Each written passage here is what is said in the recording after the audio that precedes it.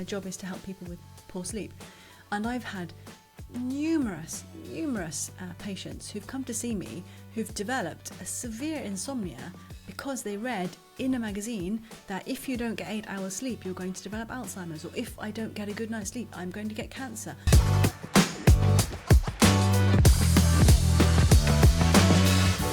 Welcome to the Wellness Report. I'm Matt Maynard.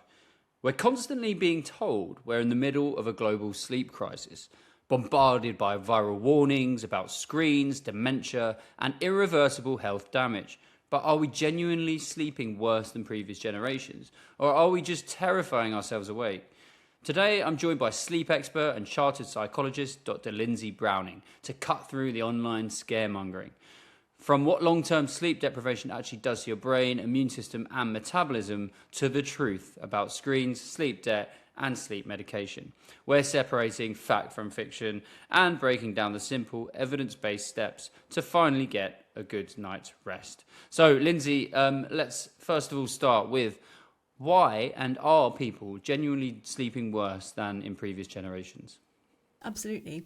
Well, although it really feels like that's the case, and so many people are talking about poor sleep. I mean, it's everywhere. It's in social media as well as mainstream. People are caring about their sleep, so it's become really topical. But the research has shown, there have been a couple of studies, one in 2012 and one in 2016, that really genuinely looked at that. How are we sleeping? How much sleep are we getting now compared to, say, 50, 100 years ago? And they've consistently found that actually we're not sleeping any worse. Objective sleep measures are that we're getting the same kind of amount of sleep as we used to. But I think it's the fact that everything else in our lives is impacting that. So stress levels might be greater.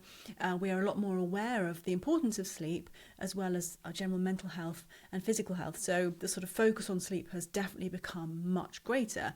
But are we sleeping worse than in previous generations? I think that we can't say that we are. The evidence just doesn't support that.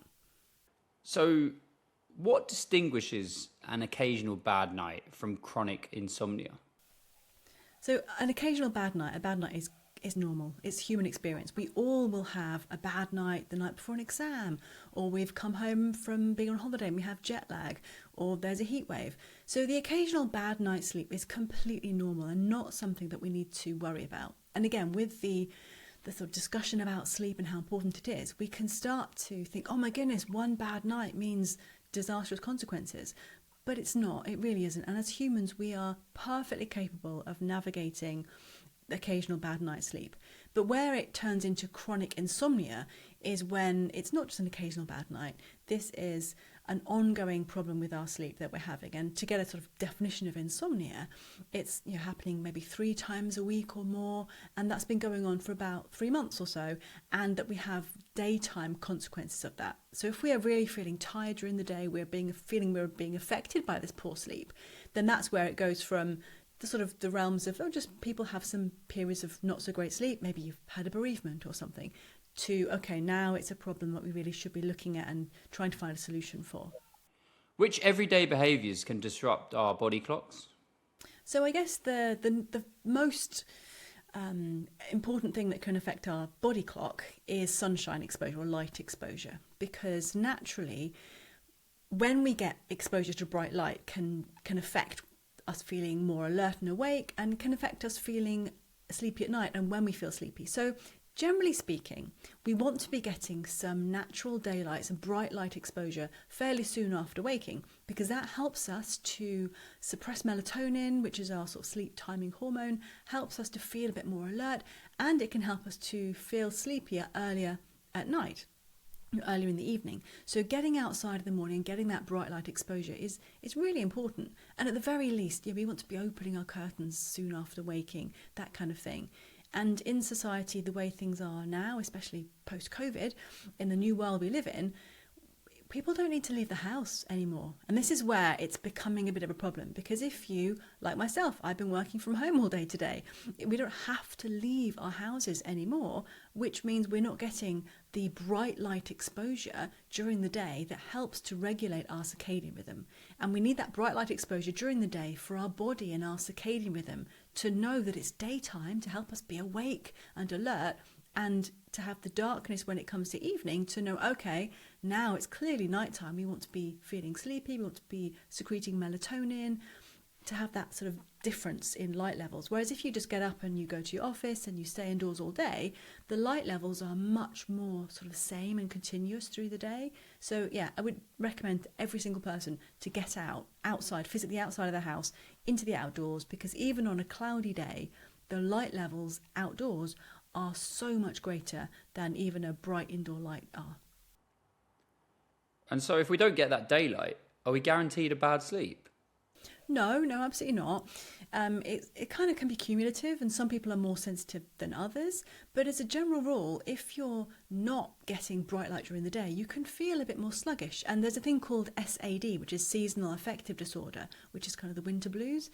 And that's because during the winter months in the northern hemisphere, we don't get as much light. There's not as long daylight hours because the sun rises later and it sets earlier, and also the sun isn't as intense, so there's less light, and it means that people can feel quite sluggish during the winter months. They can feel generally more tired during the day.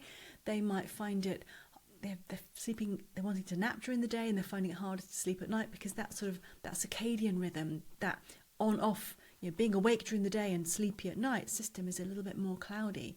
So it really is important to do that. And of course, there are other things that disrupt our circadian rhythm. Things like caffeine. If we have too much caffeine, it can fool our bodies into thinking we're still wide awake when we need to be going to bed. Alcohol can disrupt the quality of our sleep.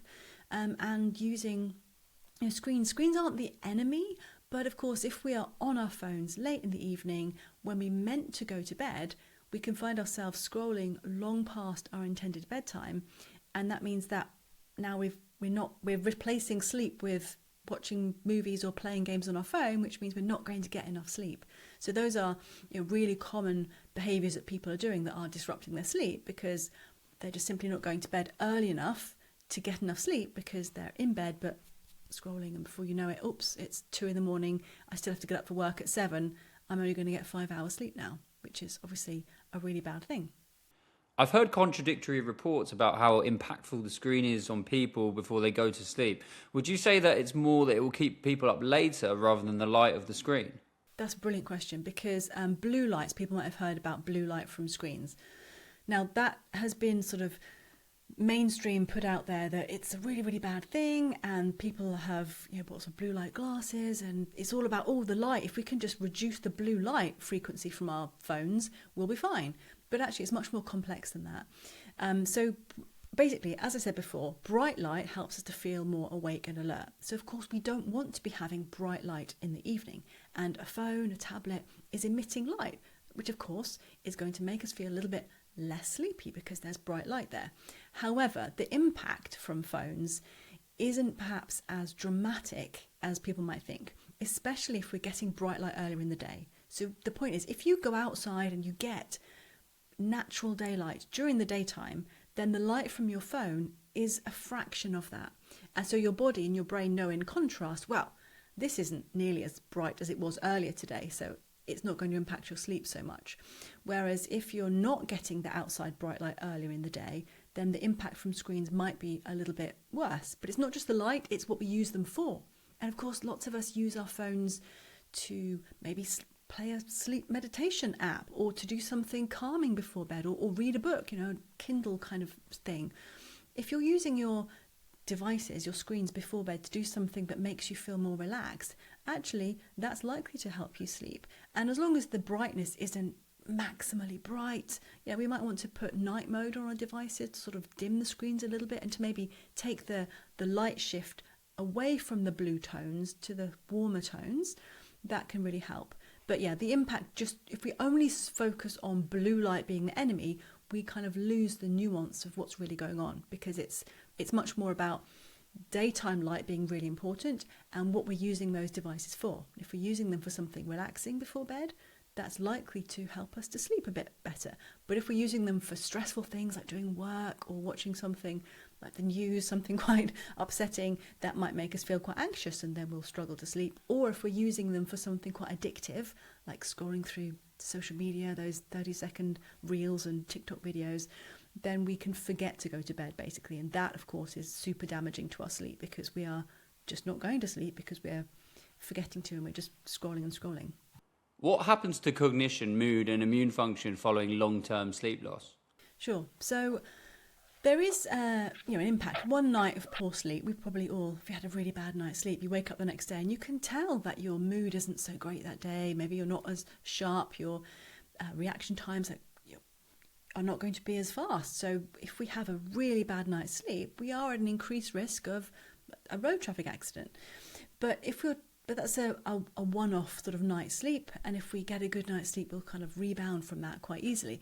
But long-term, repeated sleep restriction, that is where we get much more impact from the sort of short-term that we might be able to notice on one night's bad sleep to the long-term impact. And yeah, it can cause dysfunction to our immune system, because our inflammatory signals, our body's sort of immune regulation can start to be impacted. We can see sort of biomarker changes, but that isn't the same thing as saying that there's permanent damage to our body. It just means that if we have sustained sleep loss, we can have increasing sort of worse vigilance, sustained attention, our reaction times and sort of working memory, our ability to think logically and clearly can become more affected.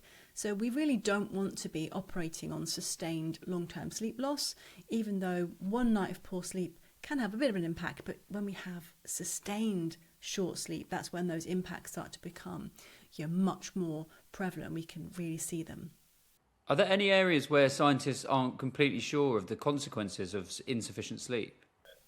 So there's loads of research linking sort of insufficient sleep and a whole host of poor health consequences, like diabetes, obesity, cardiovascular issues, early mortality. People who have short sleep tend to have an earlier mortality. They're more likely to die sooner than people who have the sort of right amount of sleep. And the same is true actually for people who sleep excessively. So there's kind of a U-shaped relationship. So people who don't get enough sleep and people who get too much, as it were, tend to have the worst health outcomes, whereas people who have the sort of the Goldilocks zone amount of sleep in the middle tend to be the healthiest. But that doesn't mean that getting that amount of sleep causes you to be healthy. And that's where it can start to get a bit that uncertain. Is it the fact that people who aren't sleeping very much or are sleeping loads, are they doing that because they're actually unhealthy already? Rather than it being the fact that if you get too much sleep, does that cause you to be unhealthy? For example, if someone's very, very ill, they'll likely sleep a lot because someone with going cancer treatment or some other sort of long-term serious health issue, they may well need a lot of extra sleep. But it doesn't mean that the extra sleep has caused them to be unhealthy. It's the fact that they're not well that's made them sleep a lot. And similarly, short sleep. Just because we can see a link between short sleep and Alzheimer's, does it mean that short sleep causes Alzheimer's, or does it mean that when people have Alzheimer's disease, they have difficulties with their sleep?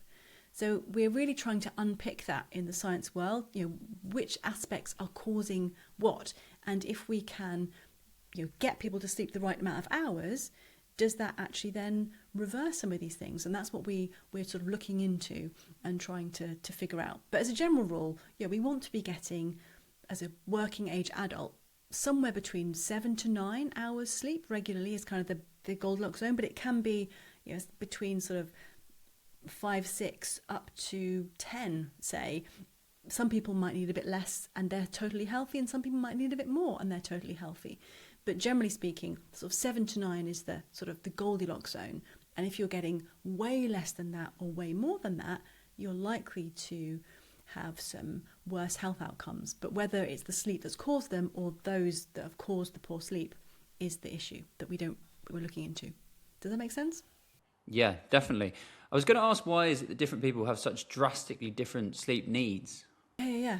So the National Sleep Foundation have actually issued a new guidance just in the last sort of few weeks actually about this, and the last time they issued guidance on how much sleep people need was in 2015. So it's 10 years later, 11 years later, they've sort of had another look at this, and the really important change really is on the extra levels Because before they said 7 to 9 hours is what we should be getting, and now they've said, well, actually, there are some people who might need less than 7 hours and they're perfectly healthy, and some people who might need a bit more than 9 and they're perfectly healthy. And the reasons for that might be genetics. We're all different. It could be that if you're somebody who's particularly active, you might need a bit more sleep. So lots of athletes, professional athletes and Olympic winning people have often talked about having higher sleep needs because they are so physically active and their bodies need to repair and need to build muscles overnight.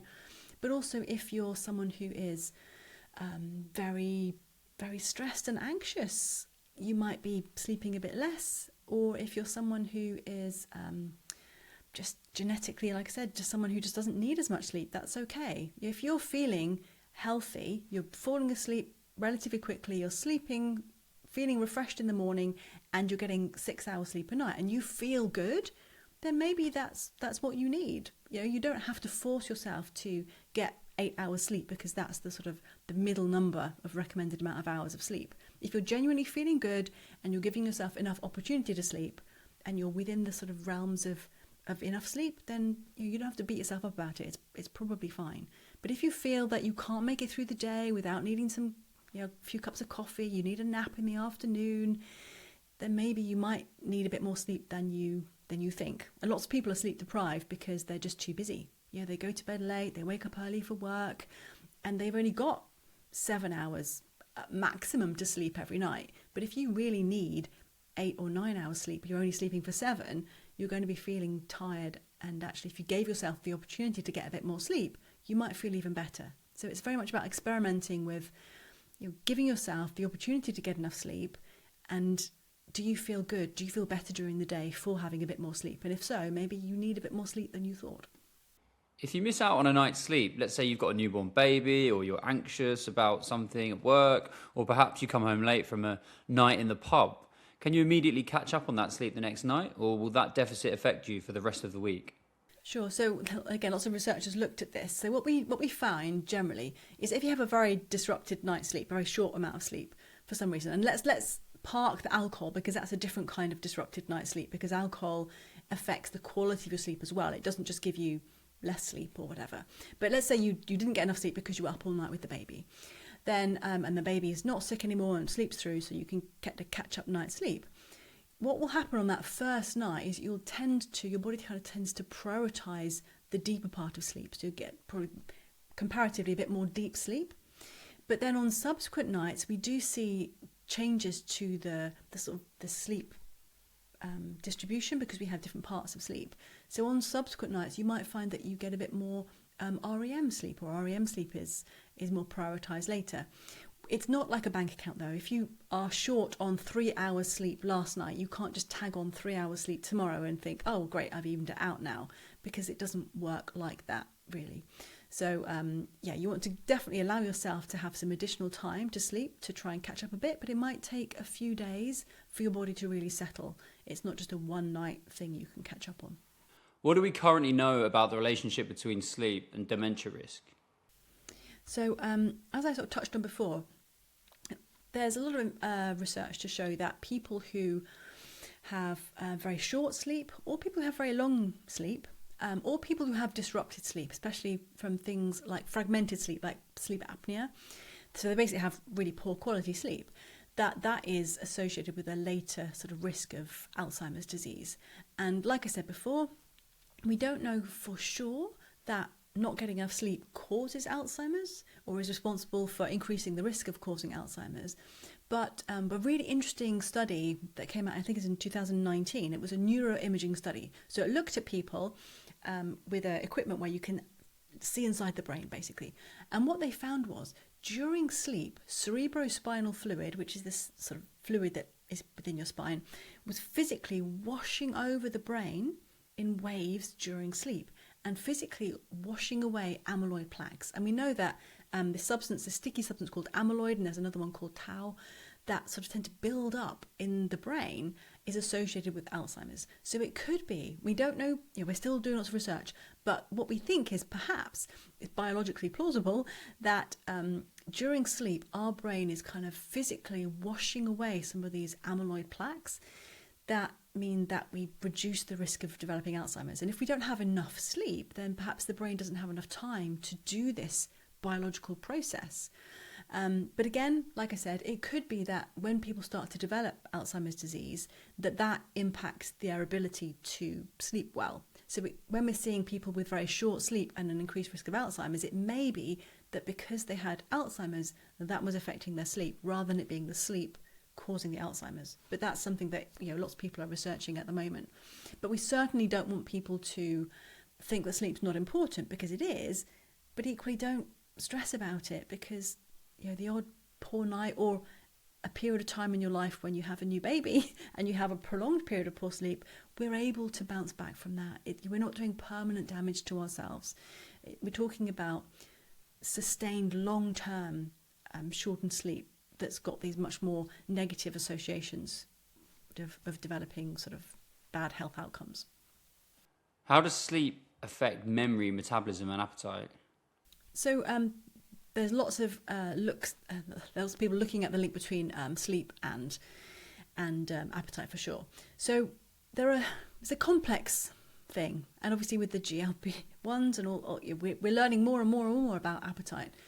But lots of research has shown that when people don't get enough sleep, that can change things, not just in terms of people eating more calories, but also in terms of the food choices that we make. So we found that people who are sleep deprived tend to crave higher reward foods. So they'll be much more drawn to cakes or fatty chips, that kind of thing. Whereas if you have had a great night's sleep, you're more likely to make healthier food choices, as well as eating more calories overall. Plus, if you're only having a short amount of sleep, you're awake for a lot more of the day, so you've got a lot more opportunity to eat as well. And there's a link between these hormones called ghrelin and leptin.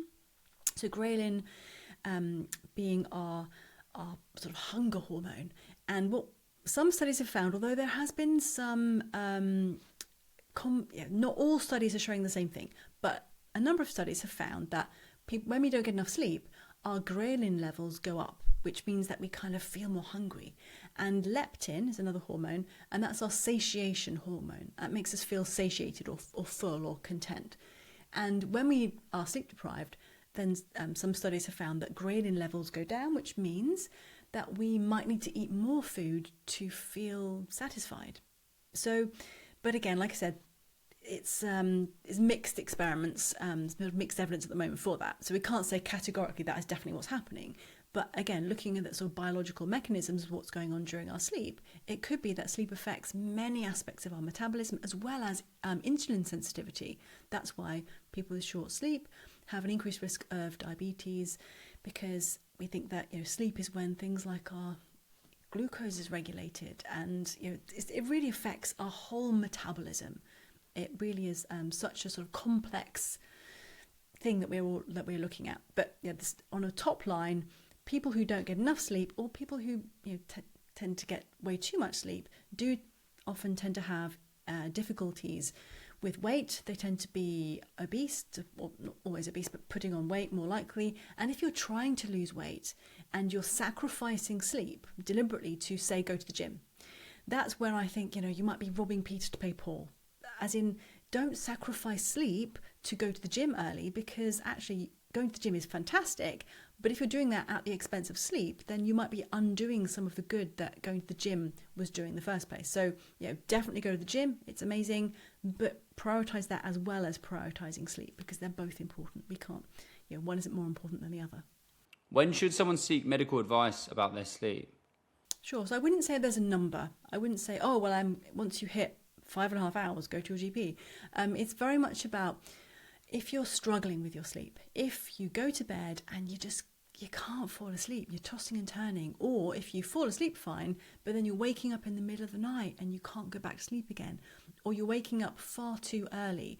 These are the sort of common things. Some people tend to have sleep onset problems. They struggle to fall asleep. Once they're asleep, they're sort of fine. Other people, they'll fall asleep while watching TV, but then they'll wake up at 2-3 in the morning. So if you're having difficulty with your sleep, so being able to fall asleep or fall back to sleep again, and that's been, like I said, going on for maybe at least 3 days a week, and it's been going on for 3 months or more, then that would, and it's affecting your daytime functioning. It's really affecting your mood, your ability to feel that you can get things done.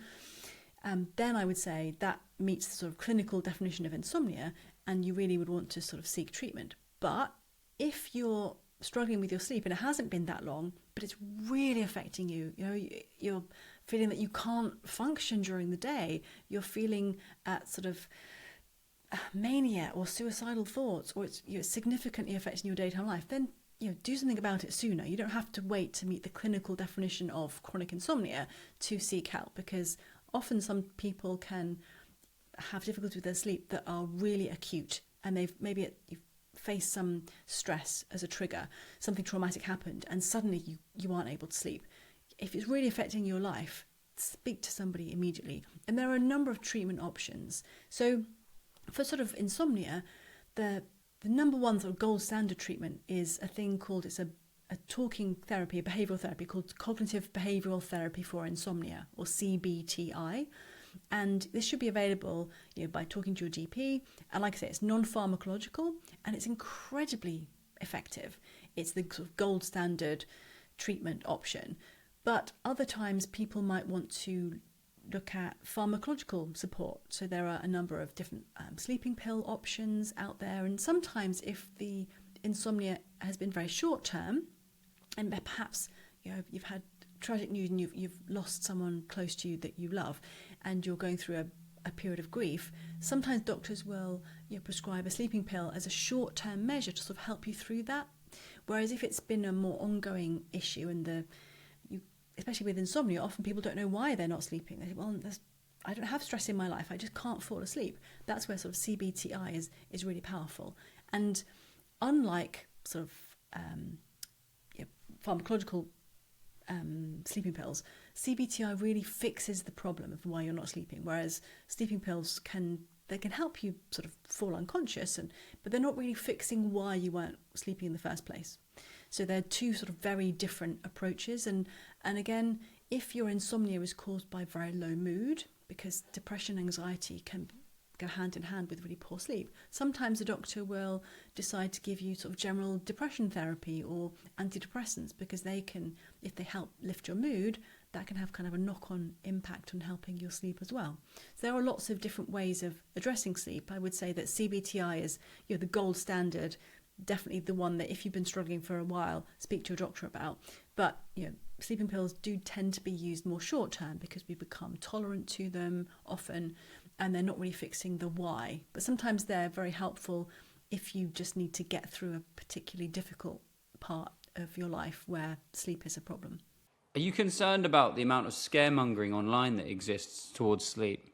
Absolutely. I see this all the time, and my job is to help people with poor sleep. And I've had numerous patients who've come to see me who've developed a severe insomnia because they read in a magazine that if you don't get 8 hours sleep, you're going to develop Alzheimer's, or if I don't get a good night's sleep, I'm going to get cancer, I'm going to have heart disease. And there's the same as all sorts of fake news, or the whole social media thing, is that clickbait, sensationalist journalism, where there are scary headlines. If you don't get enough sleep, this terrible thing will happen, and people, oh my goodness, that's terrible. And of course, then if you are told that if you don't get X number of hours sleep, you're going to develop Alzheimer's, say, that can be really scary. You think, oh my goodness, well, my parents had dementia, or my grandma had, I don't want to have that. And suddenly you're really stressed because you think, I have to sleep well because I don't want to get Alzheimer's. And then you go to bed at night and you're really stressed and you're thinking, I really have to sleep well, otherwise I'll get Alzheimer's. And of course, then you don't sleep because you're so stressed and anxious about the fact that you need to sleep perfectly. So I've seen many patients who they slept absolutely fine until they read an article or they watched a video, and they started to learn about the importance of sleep in a very sensationalist kind of way that wasn't as balanced as hopefully I try to be. That then they went off on a slippery slope of now they can't sleep at all because they're so stressed. And then of course you've got the emerging field of sleep tech. Yes, sleep trackers. I mean, I'm wearing one right now. The rings, the bands, the watches, you can get things in your bed. which give you a sleep score, say. And there are lots of people who are, people who want to perfect things. They want to be the best, the best, the best. And they want to get the best sleep score they can. So therefore, when they wake up in the morning, they're like, oh, I got a 86 on my sleep score. I've got to try harder and get better tomorrow. Which, unlike some things in life, we can't control sleep to that level. And as soon as we start to put pressure on ourselves to, well, I've got to get an improved sleep score tonight, again, that stress, that anxiety, that pressure means that you're not going to sleep as well. So sleep trackers can cause a kind of insomnia called orthosomnia, which is basically an insomnia caused by trying to control your sleep to such an extent that you're trying to perfect it. We can't perfect our sleep. And as long as we are getting enough sleep to feel good the next day, and we're within the sort of the zone of the recommended amounts, then we don't have to. That's great. Please don't worry about it. You do not have to every single day get 97% on your sleep score to be healthy. Again, because they're not actually as accurate as you might think, because believe it or not, your brain is not in your wrist. Your brain is here. So sleep trackers, they're pretty good, but they're not as categorically correct as you might be led to believe. And then often people start to worry about things that their sleep tracker is telling them that actually aren't as true as a true sleep study would show. With a true sleep study, we stick electrodes on your head. It's called polysomnography, and we measure your muscle tone in your eyes. We measure your muscle tone in your body. We measure your breathing. We measure your brain activity through the night, and then we can exactly see what kind of sleep you're having. Whereas sleep trackers tend to rely on sort of oxygen content in the blood, on your heart rate, and on your movement, which absolutely do sort of correlate with certain sleep stages, but they're not the same as a proper gold standard overnight sleep assessment. So we don't want people to be worrying about their sleep based on a sleep tracker. If you feel fine, trust yourself. You don't have to have a machine tell you slept well. If you think you slept well, you slept well. Don't worry about it. If there are people out there who feel like their sleep quality isn't the greatest right now, what would be your top 3 tips for them? Great. So I'd say one of the sort of the red flags to look out for are pauses in your breathing during the night. So I mentioned before sleep apnea. So sleep apnea is a disorder where people stop breathing during the night repeatedly, basically. And it can be obstructive sleep apnea, where there is an obstruction, maybe your tongue falls back or your tonsils or something sort of blocks the airway during the night, or your nose gets clogged. And central sleep apnea, where your body just doesn't initiate breathing. And sleep apnea, it causes you to wake up multiple times during the night. We're talking maybe even like 10, 20, 30, 40, 50, 100 times during the night, which wrecks the quality of your sleep. It makes your sleep so fragmented, but you may not remember waking up for any of those awakenings because they're really short. So lots of times, if you're someone who, you fall asleep really easily, you sleep through the night, you think you get 10 hours sleep, but you're still tired the next day, especially if a partner, someone says, oh yeah, you do stop breathing during the night, or you wake up gasping, or you wake up with a really dry mouth or headaches. These are really loud snoring. These are potential indicators of sleep apnea. And if that's happening, please speak to a healthcare professional, because sleep apnea is something that puts a strain on your heart. Like I said, we don't want people to be having fragmented short sleep, because the links between that and long-term health, poor health outcomes are there. So do something about it. Don't just ignore it. That's the first thing. Other things that people can do is make sure that you're going to bed and waking up, especially waking up at a regular time, because when we sleep is important. Our circadian rhythm loves regularity, and our circadian rhythm is kind of our 24-hour clock. And even if you're getting, let's say, 7-8 hours sleep every single night, if sometimes you go to bed at 9 p.m. and wake up at 4 a.m. and other times you go to bed at 2 a.m. and wake up at midday, that's a very different bedtime wake time. And if you're a shift worker, you can't do anything about that. But if you're not a shift worker and you're just changing your bedtime wake time, because sometimes at the weekends you're out clubbing and other times you're trying to catch up on sleep and going to bed earlier, our sleep quality and the goodness we get from our sleep is impacted. We are so much better when we sleep at a regular time, wake up at a regular time. So trying to have that sort of consistency is one of the best things that you can do for your sleep. And that's where sleep trackers can be helpful, because they can give you a bit of a guide of, you know what, the last few nights you have been going to bed at quite different times, and they can help you sort of get back on track with a more regular sleep-wake time. And then the last thing I would say is really think about what you're doing during the daytime, because what we do during the day does impact our sleep. If you're having loads of caffeine or energy drinks, then you might find that you're struggling to fall asleep because there's caffeine still in your system, or you might wake up in the night and struggle to get back to sleep again because there's still caffeine there. Get outside, get that bright light.